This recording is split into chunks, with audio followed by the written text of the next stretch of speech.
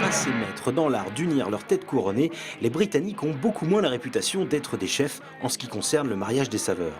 Mais revisitée à la sauce Belin, la cuisine anglaise a de quoi émoustiller jusqu'aux plus flegmatiques. Si on le fait avec des dosages non respectés, ça peut devenir vraiment immangeable. Et là, c'est vrai que ça peut être bon. Les gelées, on se moque souvent d'eux, on leur dit leur jolaille, mais une jolaille dans un plat, si c'est juste maîtrisé, une petite cuillère posée à côté d'un poisson ou d'une viande, ça peut être très intéressant. C'est une texture différente qu'on ne connaît pas forcément chez nous, mais qui peut apporter, si c'est mentholé, ça peut donner un peu de fraîcheur au plat, et puis et une texture différente. Fish and chips, petits pois à la menthe et œufs au bacon à la carte d'un restaurant étoilé, il fallait oser. Un menu royal même, aux accents pour le moins populaires.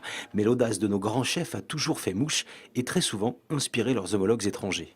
Notre savoir, c'est peut-être toujours le plus grand savoir-faire du monde, et ils viennent tous apprendre chez nous. Après, quand ils rentrent chez eux, ils adaptent. Et là, après, effectivement, on fait, comme je disais, Eston Blumenthal, qui est à côté de Londres, dans un petit village, à 3 étoiles. D'ailleurs, dans ce village-là, ils ont 2-3 étoiles. Et il a été élu par un magazine qui est élu les 50 meilleurs chefs du monde, 2 années de rang, meilleur chef du monde. Donc, oui, c'est un Anglais. Donc, je crois qu'il faut s'enlever toutes ces idées reçues. Non, quand on atteint le haut niveau, vous avez d'excellents chefs un peu partout dans le monde. À commencer par le Finistère et Plomodierne, et parce qu'à l'auberge des Glaziques, le voyage passe avant tout par l'assiette, pour 70 € du 4 au 8 mai prochain, la gastronomie anglaise se trouve juste au bout de la fourchette.